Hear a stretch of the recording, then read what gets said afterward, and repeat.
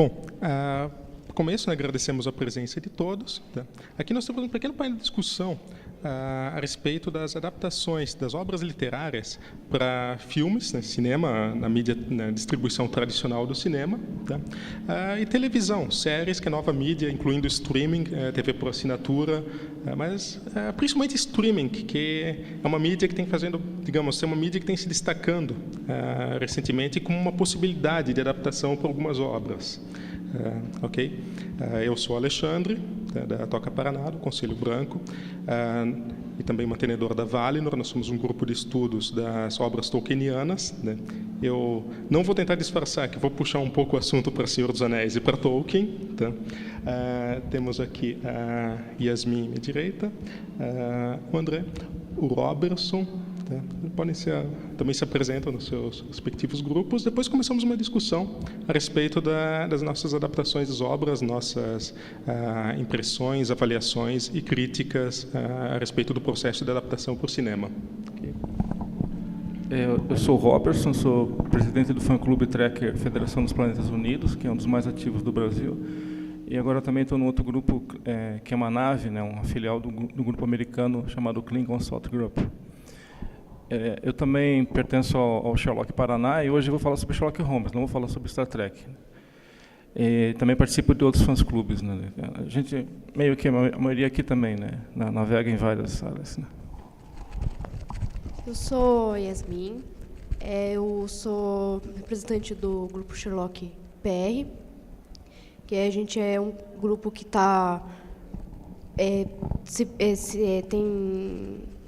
faz coleção de Sherlock Holmes, estuda também bastante a obra do Conan Doyle em geral e todas as adaptações que vieram depois. Então, agradecer a presença de todos vocês. Eu sou o André, sou professor de História, Ensino Religioso e sou representante do grupo Loja Paraná do Conselho Steampunk. Eu aqui estou representando falar um pouquinho sobre as adaptações steampunks, não só isso, mas também sobre a questão de algumas adaptações de livros históricos, de livros do contexto histórico, como é apresentado. Isso.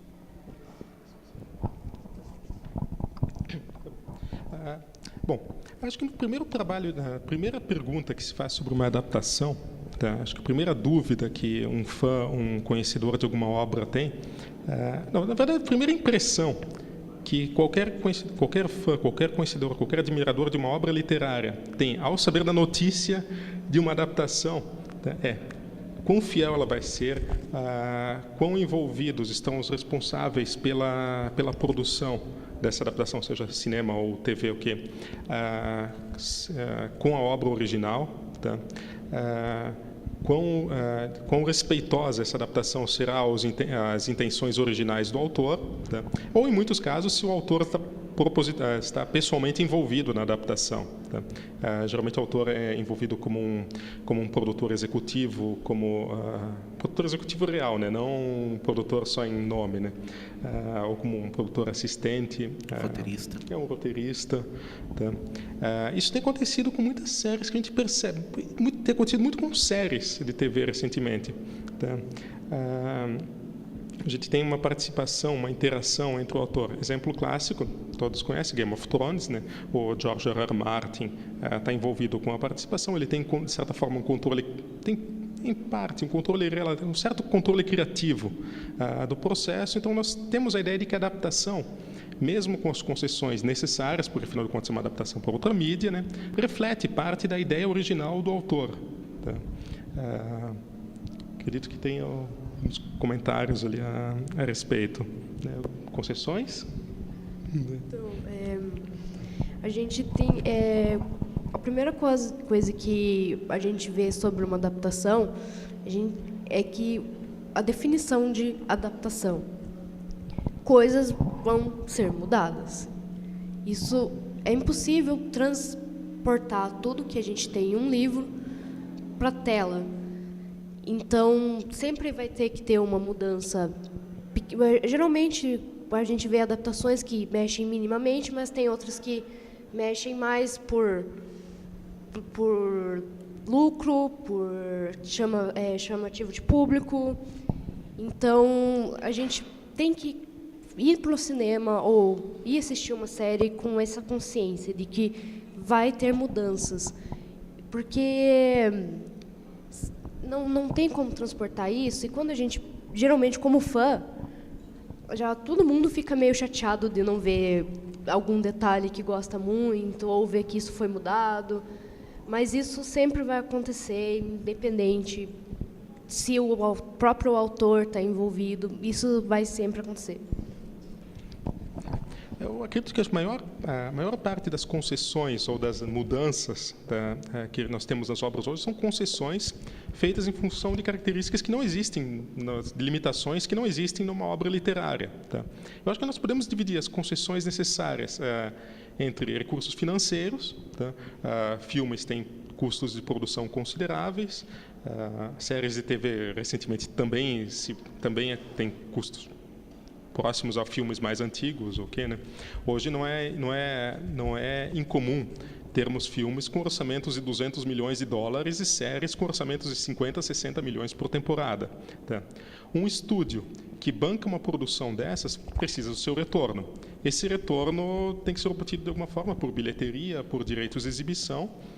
E quanto mais se maximiza o acesso, uma acessibilidade de uma obra para algum público, tá? Maior o número de concessões que precisam ser feitas em relação à obra original. Tá? Aí vem, faixa etária. Tá? Uma obra que originalmente representa um conteúdo que não é muito adequado para toda a família, tá? Coisa precisa ser adaptada, simplificada, reduzida para se adaptar, ter acesso ao público. Tá? A ideia do estúdio é conseguir reunir no cinema toda a família e mais o cachorro, porque afinal de contas são 5 ou 6 ingressos que o estúdio vende, maior chance de se conseguir. Tá? Óbvio que não é um acordo de licenciamento com o autor original, com o representante do autor, com o espólio do autor. Tá? Isso precisa ser considerado. Quando o autor está envolvido é um pouco mais interessante, porque o autor, sabendo que ele teve o controle criativo da obra, se possível, óbvio, tá? Ele consegue ponderar essas adaptações, mantendo o espírito da obra original, que é importantíssimo. Tá? Algumas outras concessões clássicas. Falamos de dinheiro, óbvio, né? Custo de produção. A outra adaptação é tempo. Esse binômio aparece em N áreas do conhecimento. Né? Tem certas obras que simplesmente não podem ser expressas numa mídia cinematográfica, uma mídia visual, com toda a sua complexidade dentro de uma forma praticável. Um exemplo clássico, Senhor dos Anéis. Né? Tivemos 3 filmes, as suas versões de cinema, beirando 3 horas cada. O Retorno do Rei teve 3 horas e 20, que deu uma leve pincelada na obra original. Né? Todos os pontos importantes do roteiro estão lá, obviamente, mas muitos detalhes tiveram que ser deixados de lado, tá? Por uma questão de tempo. As versões estendidas, lançadas justamente por público que é fã, que faz questão de ter um pouco mais da obra representada, nos dão essa possibilidade. Só que isso não aconteceria no cinema, porque uma obra para divulgação no cinema precisa precisa um número mínimo de sessões por dia. Maior limitação possível. Né? Você não consegue publicar, distribuir no cinema tradicional, no cinema blockbuster, produção lá Hollywood, um filme de 8 horas. 3 horas é meio que um limite. 3 horas e meia, quando existe uma certeza do estúdio em ter retorno com um filme que consegue no máximo 2 sessões diárias, é um limite. Tá? O tempo impõe um outro limite, um outro limite à adaptação, que exige concessões, exige mudanças. Tá? Aí, novamente, vai pela habilidade da adaptação e representar o seu espírito original em uma versão simplificada. Eu gostaria, aproveitando, né, que a gente está numa mesa redonda, lá para a gente conversar um pouquinho, gostaria de estar aproveitando esse ponto, botar uma pergunta, que a gente está aqui comentando que a questão das adaptações, elas envolvem diversos recursos, como tempo, como questão de enredo, como questão de atratividade. Daí a pergunta que eu faço para vocês, como fãs, e também como conhecedores, né, dos respectivos livros originais e as adaptações cinematográficas e de série, é pensar o que faz ser uma boa adaptação, até que ponto, né, é permitido fazer essa série de cortes, se por exemplo, histórias laterais, histórias não que fogem ao enredo principal, se é a questão, por exemplo, da escolha de elenco, se são questões de roteiro mesmo para conseguir caber dentro da grade horária, se é, por exemplo, questões de singularidades dos personagens que apresentam um comportamento que não é tão bem visto socialmente, que pode tirar público, ou então exagerar comportamentos de personagens que vão atrair mais público. Até que seria essa questão da boa adaptação, se tem uma adaptação menos ruim, menos boa, ou se isso não vem ao caso, se é uma boa adaptação ou não, já que são mídias diferentes, são linguagens diferentes, teriam valores diferentes.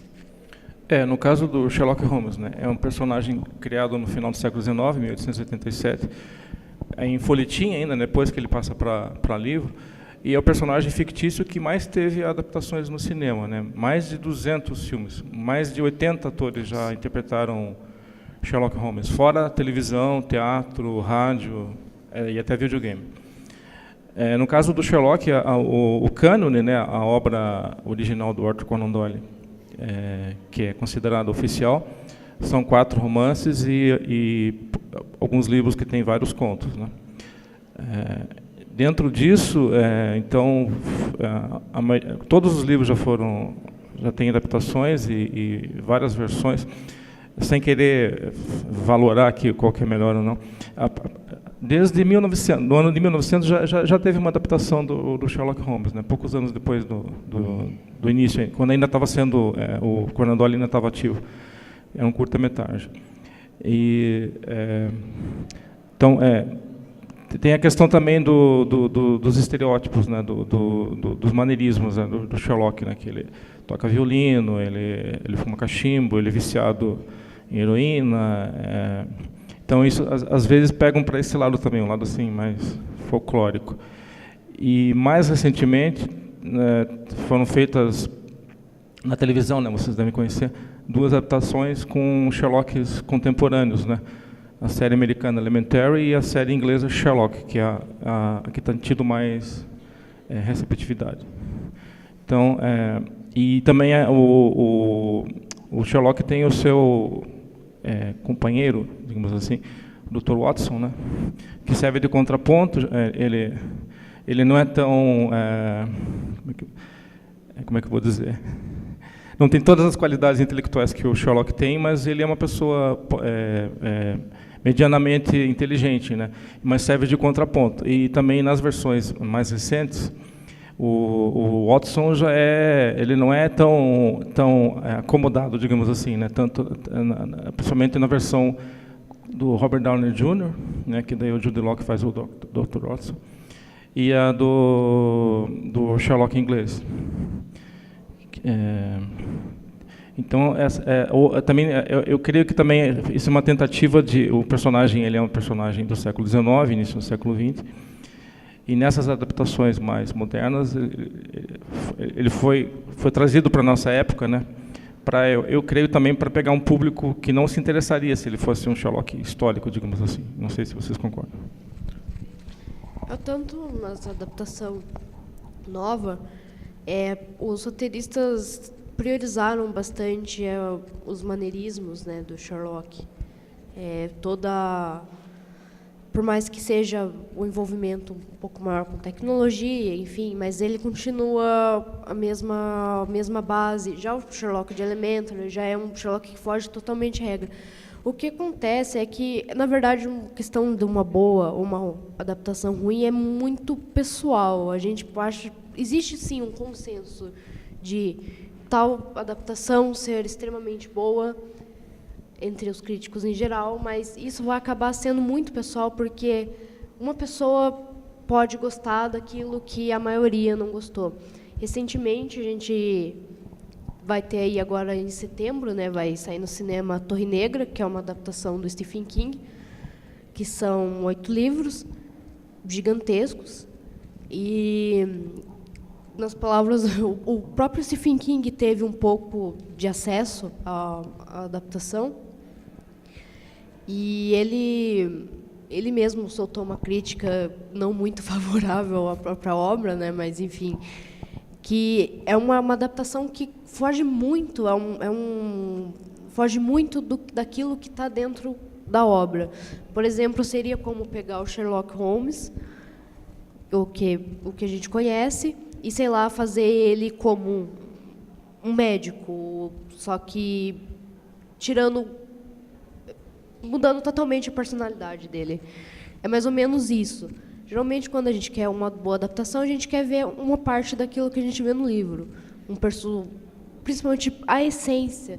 Não quer dizer que todas as cenas tenham que ser perfeitamente iguais, mas que tenha uma boa essência da história, que você sinta isso, isso valoriza muito uma adaptação.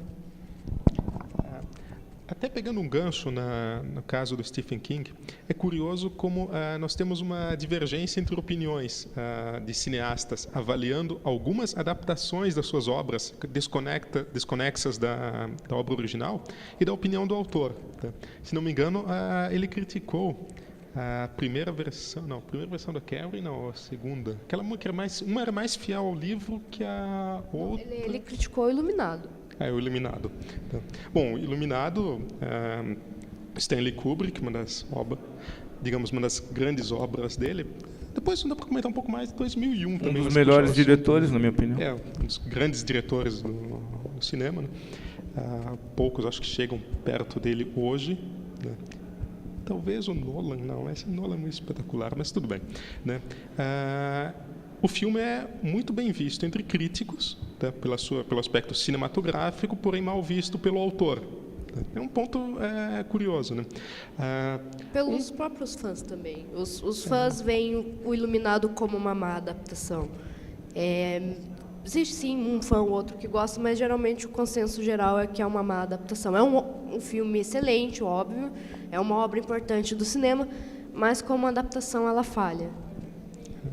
É a questão, acho, de perspectiva entre a adaptação de uma obra e uma obra cinematográfica, ignorando seus aspectos originais. Tá? Lembrando até agora que o Robertson comentou sobre a primeira adaptação do Sherlock Holmes por cinema ter sido um curta 1900, não, né? 1900. Inclusive, não é nem citado no Internet Movie Database, uma coisa que eu descobri num outro site. Né? É um curta bem curta mesmo, menos de 5 minutos.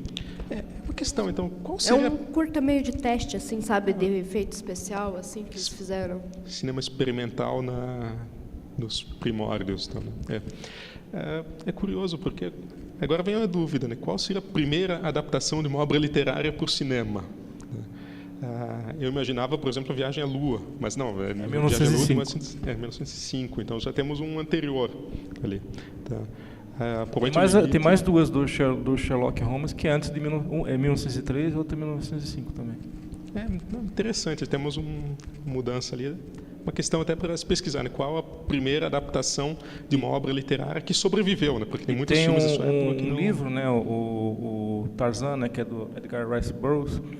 Ele é da virada do século XIX para o século XX e logo em seguida já foi adaptado para cinema, bem no início da obra. A Alice também foi adaptada entre 1900 e 1905. Ali também tem uma adaptação. Então estão todos brigando aí pelo número de... Querendo ou não, o pessoal estava adaptando os best-sellers da época. Né? A gente acha que é coisa atual, os livros não saem, daí já virar cinema. Não, isso daí já é algo desde os primórdios do começo da arte cinematográfica, fazer essa adaptação daquilo que está vendendo. O outro personagem, né, bem conhecido, o Frankenstein, né, o monstro do Frankenstein, que é do início do século XIX, o livro, né, da Mary Shelley. Também já tem uma adaptação bem lá nos primórdios no cinema mudo também, uma curta-metragem, né, assim, eu já vi essa, bem curtinha, né, assim, uma coisa meio trash para os padrões de hoje de maquiagem, de tecnologia, né. O próprio Drácula, né, é uma das obras mais renomadas, foi a primeira vez que ele foi representado, né, então foi em Nosferatu. Então, as pessoas a questão de adaptação de algo que o público gosta, como o André disse, é algo que já existia desde o começo do cinema. O cinema e a adaptação caminharam juntos. E comentando Nosferatu, é interessante que essa obra tenha sobrevivido até o nosso tempo, porque houve uma discussão sobre direitos autorais a respeito acho que da família do Bram Stoker, ou não sei se ele tinha transferido o espólio para alguém, ou se era a própria família dele, eu não lembro, tá?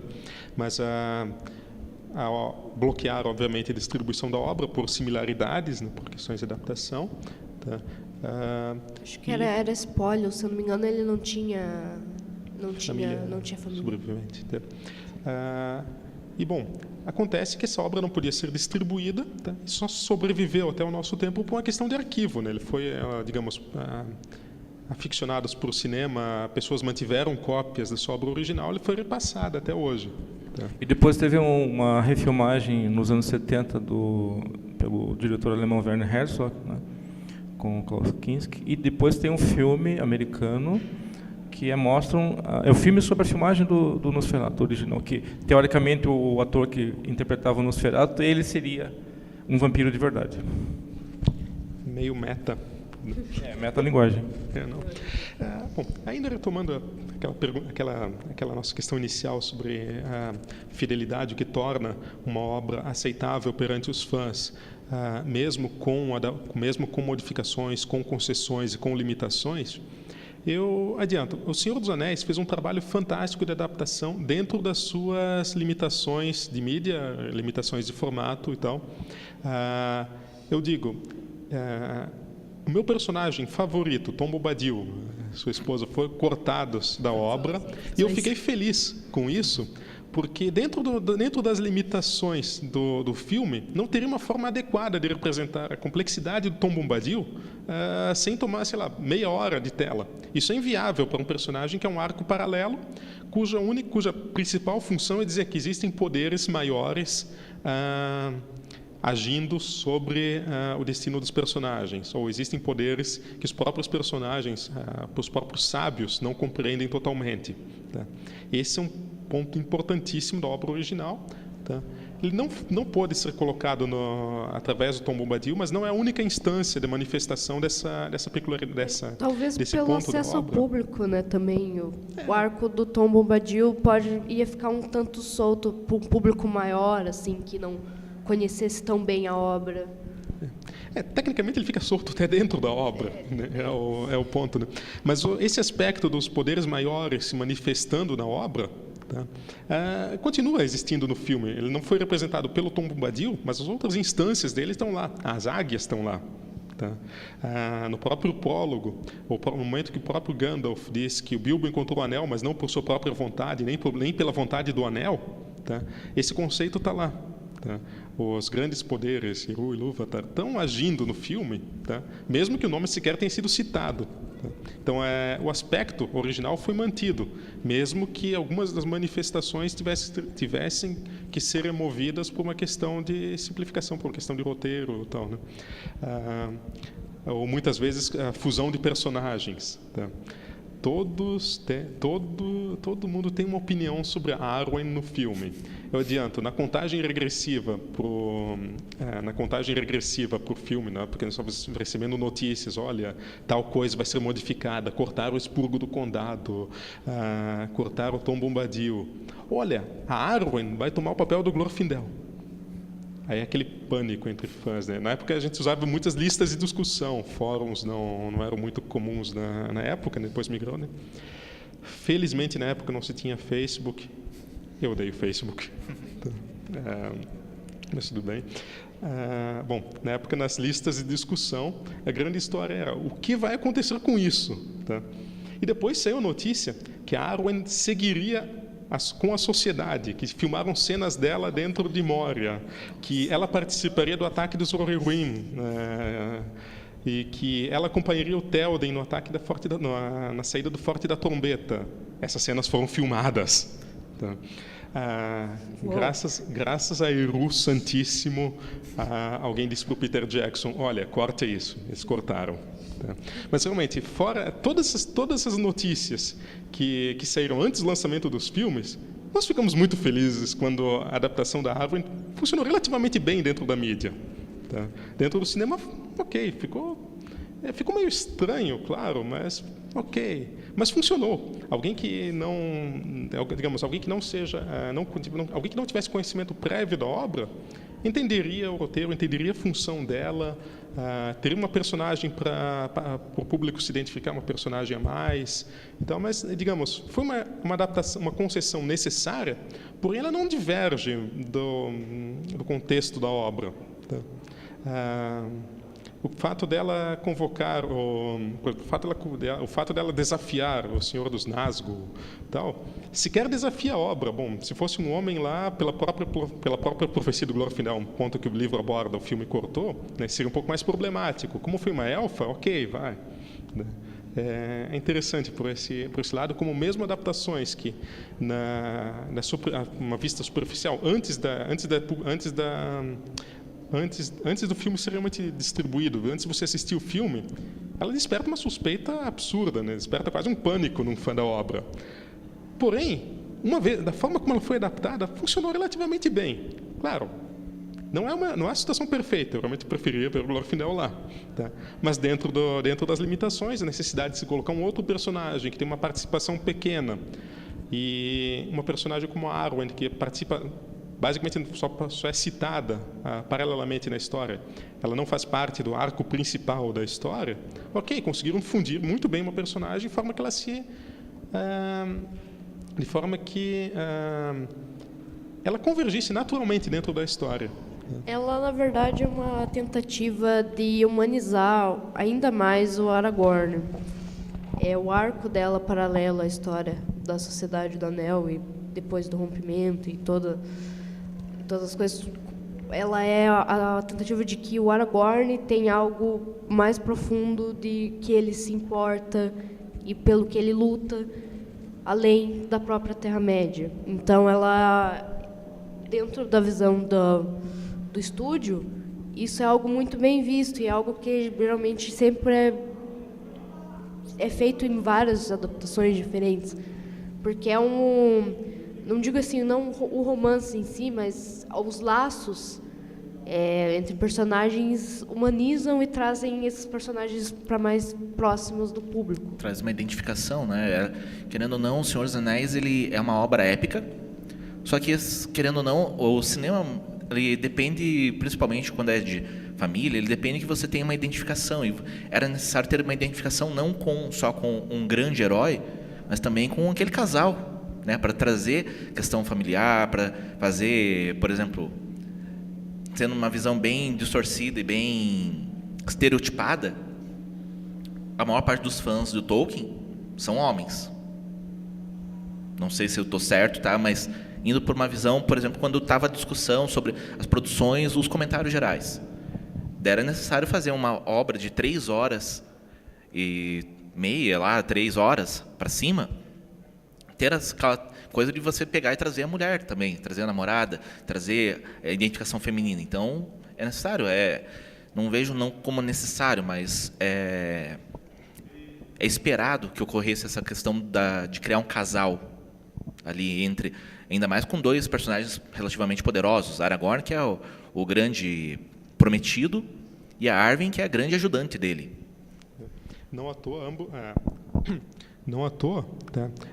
Bom, para quem não está ambientado, o Aragorn e a Arwen são primos de 60º alguma coisa grau. Tá? Ambos descendem da linha dos meio-elfos, tá? Ambos descendem de Beren e Lúthien. Tá? O grande ponto da história é realmente essas linhagens se reencontrarem no fim dos tempos, no fim da Terceira Era. Tá? A Arwen tem esse papel importantíssimo. Tá? Claro, a Galadriel também na concepção dela, né? Porque, bom, a Galadriel digamos, a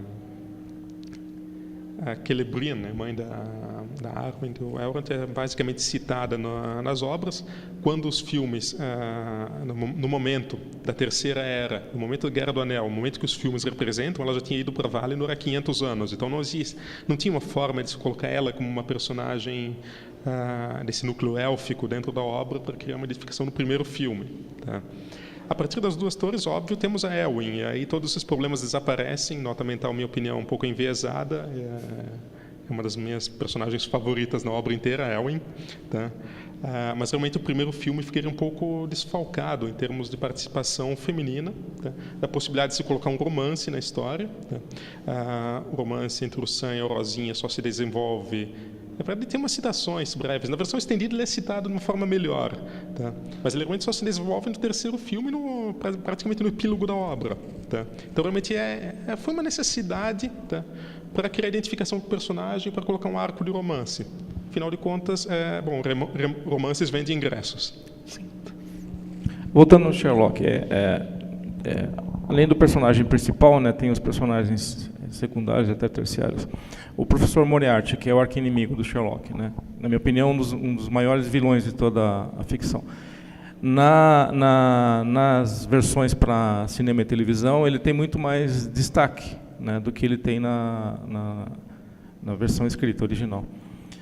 E uma outra coisa interessante, a personagem feminina, porque o Sherlock ele é praticamente misógino, não tem até havia uma suspeita que ele seria homossexual, mas na verdade ele está mais para sexuado, né? E ele tem uma aversão às mulheres, geralmente, com exceção de uma personagem que é a Irene Adler, que é uma vilã assim, meio fazendo uma comparação bem porca, mas seria uma mulher gato em relação ao Batman, né? Que ela é vilã, mas ao mesmo tempo ela tem um apelo para o herói. Um apelo sentimental. Ela tem um apelo sentimental. Não é uma questão. No caso do Batman é diferente, mas no Sherlock é uma questão mais intelectual, até que ele é a única mulher que ele admira. E na série Elementary eles fizeram a junção, porque a Irene Adler é o professor Moriarty, né? Eles juntaram os dois personagens, que eu achei interessante, né? Pelo menos como uma possibilidade, uma alternativa, né? Na verdade, dentro da série isso funcionou excelente, assim. Eles adaptaram também o Watson, né? Que o Watson em todas as outras produções sempre foi homem, eles colocaram uma mulher, e a relação entre os dois, entre o Sherlock e a Watson, foi desenvolvida de uma forma muito boa, um companheirismo legal, eles não caíram num clichê de um romance, mas de uma parceria mesmo, de uma união, que um se importa com o outro, porque esse Sherlock ele já é um pouco mais, ele já foge, o Sherlock mesmo foge um pouco do padrão que a gente conhece das obras do Conan Doyle e do Sherlock da maioria dos filmes e do Benedict Cumberbatch. Então ele interage mais com outras pessoas, ele não tem tanto problema com isso. Mas essas duas personagens femininas se encaixaram muito bem dentro dessa adaptação. E daí, André, fala um pouquinho sobre o steampunk, que acho que muita gente não conhece.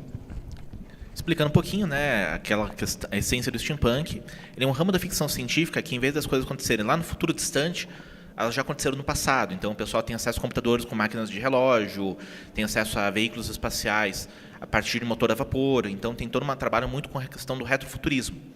E trabalha especialmente com a questão de adaptações de livros históricos, especialmente romances de ficção científica, romances de aventura do século XVIII e XIX, e tento encaixar eles de forma a gerar histórias de aventura, histórias suspenses, histórias de romance, em diversos ambientes.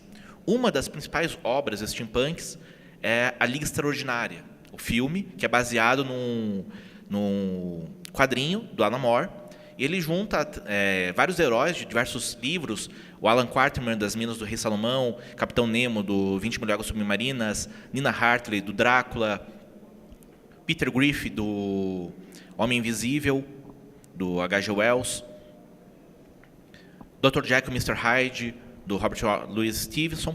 E ele, através dessa série, nessa série de quadrinhos, ele cria uma liga. E a história dos quadrinhos é justamente explorar que o destino da humanidade depende da união de diversos heróis, aclamados heróis, mas com várias falhas. Falhas humanas, vícios, problemas de idade, crises existenciais, incertezas, psicopatias, esquizofrenias, diversos problemas. A adaptação pro filme, ela foi Fãs e não fãs consideram que foi uma adaptação muito ruim por diversos aspectos, a começar por questões de roteirização e da equipe de produção. Um dos principais atores é o Sean Connery. Ele tinha recém sido empossado como Sir Sean Connery. Ele entrou como ator principal e não só isso, como produtor executivo. E uma das principais pedidos dele foi que o personagem dele tinha que ser principal. No quadrinho, quem é o líder, né, a líder da equipe, é a Nina Hartley. Então eles tiveram que fazer uma série de adaptações para retirar justamente a importância da Nina Hartley e jogar tudo para cima dele. No livro, o Alan Quatermain, que é o personagem que o Sean Connery interpreta, ele é um velho, decrépito, com quase 90 anos, viciado em cocaína, que a todo momento desacredita nele mesmo. Então, assim, é um personagem muito difícil, que a toda hora o pessoal tem que falar, você consegue, você consegue, você consegue. No filme, não. No filme, ele é um senhor, né, beirando seus 80 anos, já velho, que fala, não consigo fazer nada mais, estou aqui, quero só minha aposentadoria, quero ficar aqui bebendo, quero encher a cara porque eu sou alcoólatra. E, assim, de uma hora para outra, o cara está enfrentando 30 soldados ninja e o cara dá conta sozinho. Isso que ele falou na cena anterior, que ele estava cansado, que ele não conseguia se mexer. Tem os diálogos... afinal, ele é o James Bond, né? Sim, tem vários diálogos que falam que, não, eu não consigo, já sou senhor de idade, e o cara vai lá e mostra assim, consegue tirar um alvo a 3 km de distância. Isso que ele tem que sem usar óculos, que ele fala que ele está com a visão ruim. Então vai ter as cenas de perseguição, que o personagem no quadrinho ele tem uma versão imensa de tecnologia. E no filme, o cara acabou de ver um carro ali, e dirige, e tá atacando dane-se. Tá atirando, tá dirigindo, tá olhando para trás, tá fazendo tudo. A Nina Hartley, a todo instante no quadrinho, ela fala que ela tem um poder especial. Só que ninguém sabe qual que é esse poder. E a todo instante ela se veste, se cobre inteira, da cabeça aos pés com capote, com um monte de coisa, para esconder que ela tem uma série de cicatrizes no pescoço, porque ela foi possuída pelo Conde Drácula. E ela é um meio vampira. Só que a todo instante no quadrinho ela quer deixar isso de lado. No filme já escancara. Chega uma hora da batalha que ela se transforma na nuvem de morcegos, simplesmente é um deus ex machina. Ela destrói toda a situação. Ela sozinha consegue salvar tudo. Fica sem sentido ter uma liga de superpoderes. Ou o Dr. Jekyll e Mr. Hyde. A ideia no quadrinho é justamente, ele tem problemas de manter o equilíbrio, como se fosse um antepassado do Hulk. A todo instante ele pode cair numa crise e virar um monstro terrível, indestrutível, que vai destruir tudo em volta. Para a adaptação para o filme, ele só vira quando ele quer. Sim, ele vira todo o apego do quadrinho, que é justamente a crise que ele tem que passar de identidade, esquece. A todo instante, a gente tem controle, né, sobre o lado... Ele virou uma espécie de Hulk mesmo. Quando ele quer... A gente precisa da força bruta animalesca. Pronto. Jogou o Dr. Jekyll. Acabou. Fim de história. É um bem 2. Aí vem um ponto, né? Talvez o Alan Moore seja um autor meio azarado, né, em adaptações. Tivemos o Watchmen, que foi relativamente bem adaptado. Tá? Porém, o Watchmen tem uma curiosidade, né? O Alan Moore não é acreditado, porque ele estava tão decepcionado com as adaptações anteriores, que ele, dentro do contrato de licenciamento, impediu que fosse acreditado em qualquer adaptação futura, né? Incluindo as adaptações, digamos que fiéis à obra, como foram o Watchmen, né? Que teve suas mudanças, mas foi adaptado. Ele teve a história que ele recusou o cheque dos direitos autorais. Ele pegou, recebeu, não, a gente está aqui, o estúdio, não sei se foi a Warner. Foi a Warner e a DC, não é? Eles pegaram e deram um cheque para ele, não, está aqui, cheque pelos direitos autorais, para a gente usar a obra. Ele falou, não quero receber. Pegou, rasgou o cheque e falou, não envie mais isso, não quero ter nenhuma relação com essa adaptação Watchmen. Porque eu já teve adaptações anteriores que diminuíram minha credibilidade. Ele falou que não queria ter mais essa relação nenhuma. Com relação ao steampunk, né? Vou puxar para o teu lado aí. Que, na verdade, alguns aqui fazem cosplay, né, de personagens, né?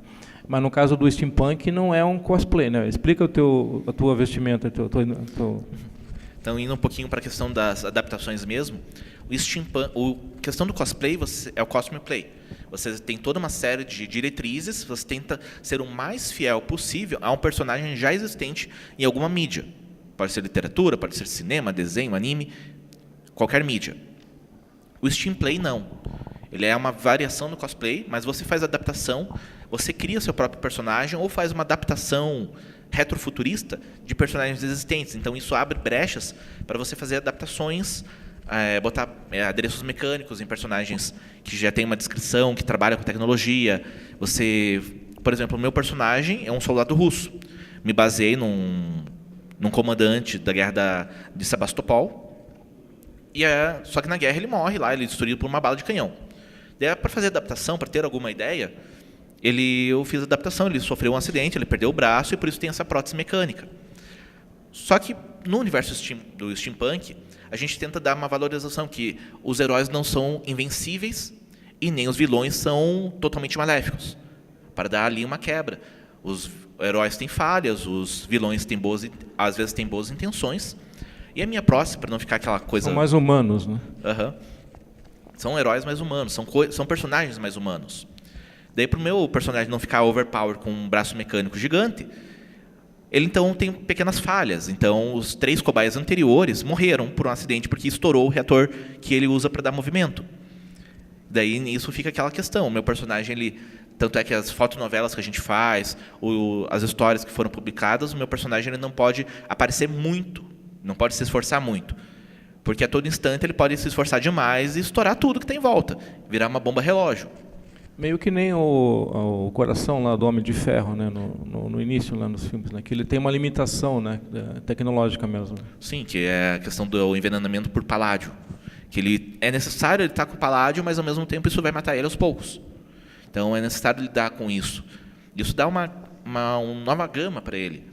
Especialmente para uma adaptação como o Homem de Ferro, que é dos quadrinhos, que tem a fase que ele é super poderoso e que eles quiseram pegar justamente a fase do demônio na garrafa, mostrar que ele é um personagem que tem falhas.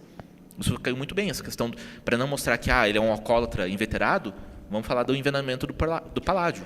Mesmo os super-heróis mesmo, né, que tem superpoderes, que nem o Super-Homem, né, Superman, que acho que é o que tem mais poderes de todos. Ele tem uma grande limitação da Kryptonita, né? Que ele sempre tem que ter alguma fraqueza, além de ter o vilão, né? Como contraponto, senão não tem história.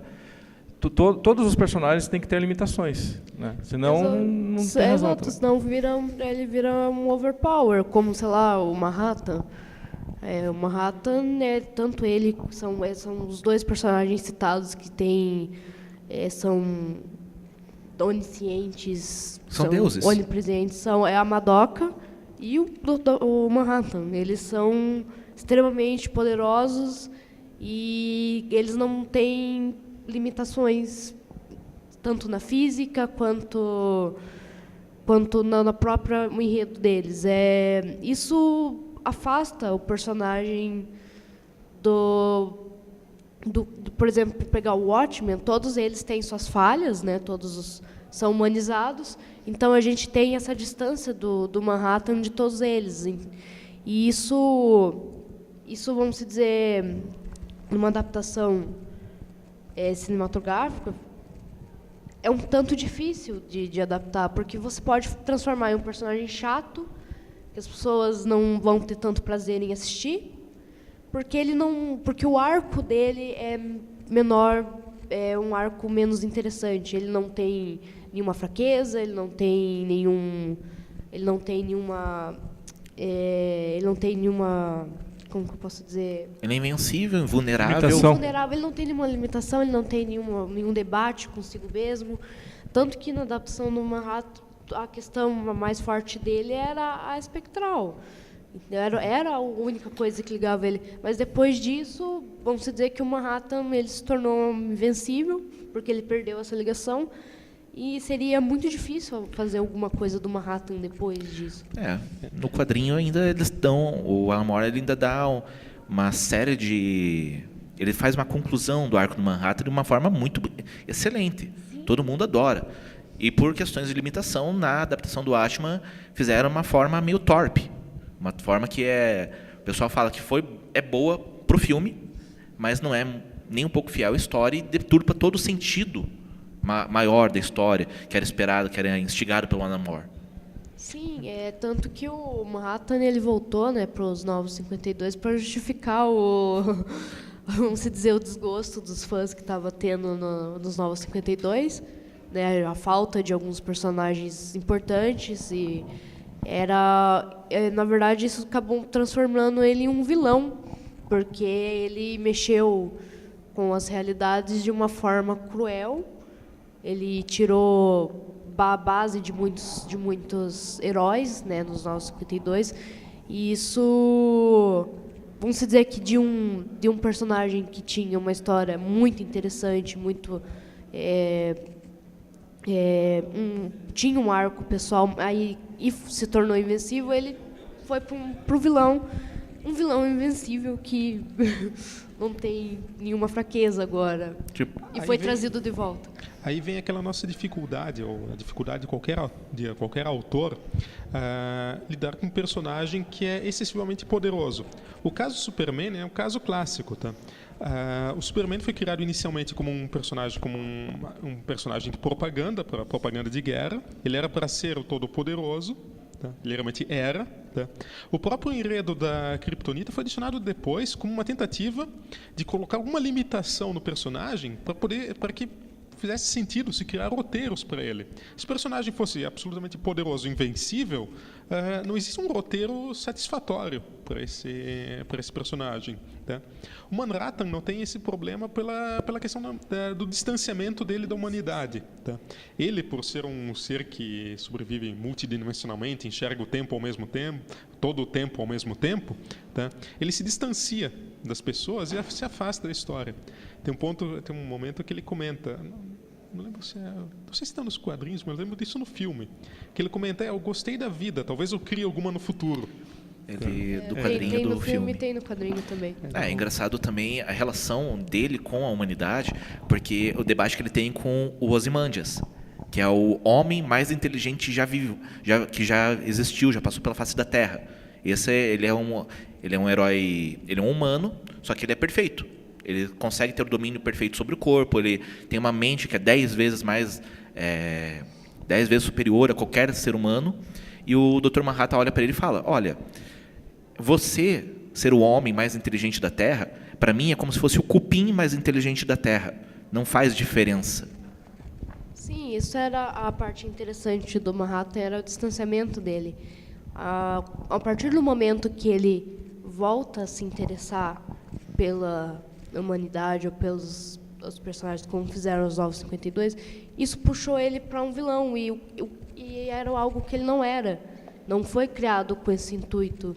Isso danificou o personagem, isso tirou toda essa carga que tinha no personagem de interessante e jogou ele simplesmente como um vilão, somente mais um vilão, só que com uma invencibilidade incrível. Então, isso acaba prejudicando. Eu achei até interessante, que eu gosto bastante da adaptação do Watchmen, mas eu acho que o final, realmente, eu acho que prejudicou muito, mas não tem como criticar, porque eu não sei se dentro da obra o final do quadrinho Watchmen se encaixaria tão bem quanto o que foi feito.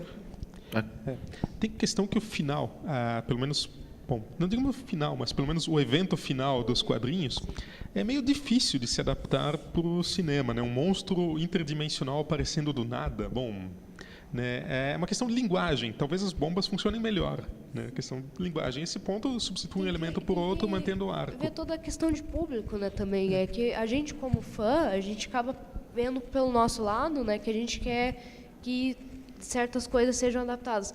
Mas quando o filme vai para o cinema, ele não vai somente para os fãs, ele vai para o público em geral. Então, muitas vezes as adaptações são a linguagem delas são facilitadas para a compreensão do público em geral. E isso muitas vezes empobrece algumas adaptações. No Stephen King aconteceu muito isso. Tem muitos filmes dele que pecam em querer dar sentido a uma história que não era necessário, entendeu? Tivemos aí Under the Dome, que foi uma série que começou razoavelmente bem e se perdeu porque eles quiseram dar um sentido numa obra que ele já tinha finalizado, mas que o final não era algo tão interessante visualmente pro estúdio, para os produtores.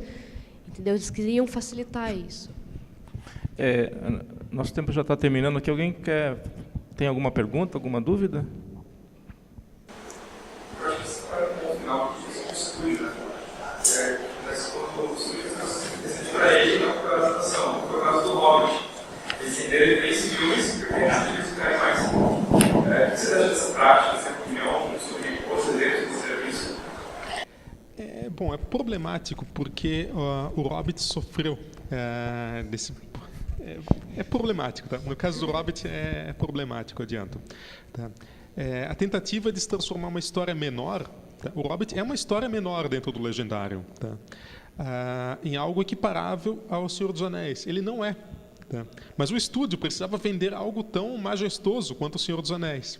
Tá? Levou a essa situação que o Hobbit foi tão deturpado dos filmes que a versão do Hobbit que eu recomendo é uma versão editada por fãs para tentar tirar os excessos da nova versão do Peter Jackson. É uma questão do ego do Peter Jackson, o Hobbit também. Ele com todos os prêmios que ele ganhou pelo Senhor dos Anéis, vários atores brincam muito com isso, atores que trabalharam com ele, que ele tem um ego gigantesco devido a isso. Então, o Hobbit, você vê a todo momento que o ego dele está ali falando mais alto do que a história original, do que a história da adaptação. E tem um ponto ainda que algumas pessoas defendem, eu fico meio na dúvida, eu ainda não estou decidido disso, de que o Hobbit não seria o prequel perfeito para o Senhor dos Anéis no cinema, por incrível que pareça. O Helge Falskanger, um dos grandes estudiosos de línguas tolkienianas, escreveu, por exemplo, um curso de Quenya e tal, escreveu lá por 2004, 2005, um tratamento cinematográfico. Na verdade, ele escreveu 2 partes de 3. A terceira ele nunca concluiu, infelizmente, mas realmente é uma pena. Tá? Em que ele diria que o prequel perfeito para o Senhor dos Anéis no cinema seria o Akalabeth, a história da queda de Númenor, que acontece mais de 3.000 anos antes da história do Senhor dos Anéis. E, dentro do tratamento dele, eu consigo imaginar perfeitamente um filme do Akalabeth, ignorando questões de direitos, tá? Porque é uma história que se equipara em majestade com o Senhor dos Anéis. Se realmente o estúdio quer uma história majestosa para vender ingressos, essa seria a história perfeita. Não só o estúdio também, a gente tem que levar em consideração que todo o pessoal que trabalha para fazer um filme, o diretor, principalmente o diretor, o roteirista, eles estão fazendo uma nova obra. Então, a partir de quando você faz uma adaptação, você está nascendo uma nova obra. É o trabalho daquela pessoa, é a visão daquela pessoa. Então, quando, por exemplo, o Kubrick fez o Iluminado, era a visão que ele tinha do Iluminado. Era a visão que ele queria colocar no filme, é a obra dele. Ou com a mesma coisa que ele fez com Laranja Mecânica, é a visão dele, mas é a visão que foi condenada pelos autores. Não era aquilo que os autores originais queriam passar. Só que o que a gente pode fazer é ver como obras totalmente diferentes. Elas nasceram, são 2 obras que nasceram. Não é porque é uma adaptação que você não pode levá-la em consideração separado. Bom, pessoal, seria isso. Então, o tema é muito vasto, né? A gente ficaria aqui um mês falando sobre esse assunto, né? Com certeza, tem bastante material para falar. Então, a gente agradece a presença de vocês todos, né? E se alguém quiser conversar com a gente depois, né, dos nossos grupos aqui, e a gente faz eventos também. Há 2 semanas atrás, aqui nesse mesmo local, teve um evento de Star Trek, né? Que foi temático dos Klingons. No início de novembro, a gente vai ter uma mostra de ficção científica na Cinemateca, né, que a gente é do pessoal do Star Trek, mas a gente às vezes abre para outros grupos também. Então é isso. Obrigado.